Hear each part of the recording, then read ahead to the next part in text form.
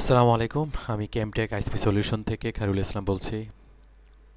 কেমটেক আইসপি solutions বরাবরই পুরো বাংলাদেশে যারা আইসপি বিজনেস করছেন, কর্পোরেট অফিস আছে এবং সম্পূর্ণ টেকনিক্যাল সাপোর্ট দিয়ে আসছেন বিশ্বস্ততার সাথে। আমরা পুরো বাংলাদেশে অলমোস্ট 50+ আইসপির সাথে আমরা কানেক্টেড, সফলভাবে তাদের সার্ভিস এবং সলিউশন দিয়ে যাচ্ছি।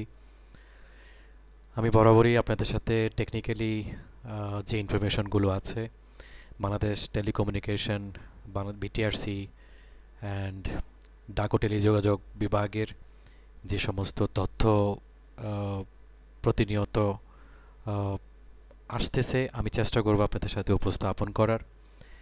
এবং আমি যেহেতু এই প্রযুক্তির সাথে যুক্ত আছি, আমি চেষ্টা করব আপনাদেরকে লেটেস্ট আপডেটগুলোকে সবসময় আপনাদের সামনে তুলে ধরার। ডাক ও টেলিযোগাযোগ বিভাগ গতকালকে একটি নিউজ আমি হাতে পেয়েছি। সেটা হলো সরকারি টেলিযোগাযোগ খাতের পুরনো আইন সংস্কার করে নতুন বাংলাদেশ টেলিযোগাযোগ অধ্যাদেশ 2025 প্রণয়নের উদ্যোগ নিয়েছে সরকার।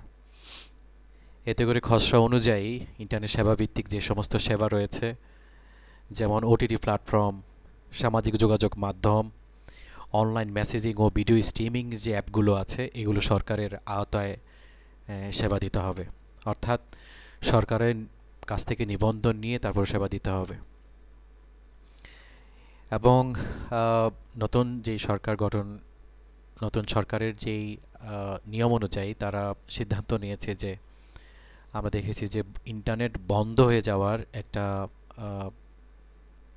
চালু হয়েছিল, যে কোনো সময় ইন্টারনেট বন্ধ হয়ে যাওয়া, যাতে মানুষের যেই নিত্য প্রয়োজনীয় সময় বা প্রয়োজন অনুযায়ী সময় আমরা সেই জিনিসগুলোকে ব্যবহার করতে পারছি না।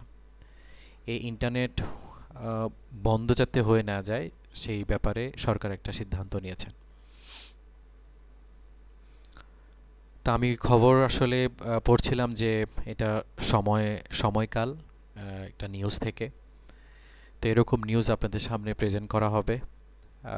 আশা করছি আপনাদের প্রতিনিয়ত যারা আমার সাথে কানেক্টেড আছেন, তারা প্রত্যেকেই কোনো না কোনো আইএসপিতে আছেন, কোনো টেকনিক্যাল কোনো কাজে জড়িত আছেন।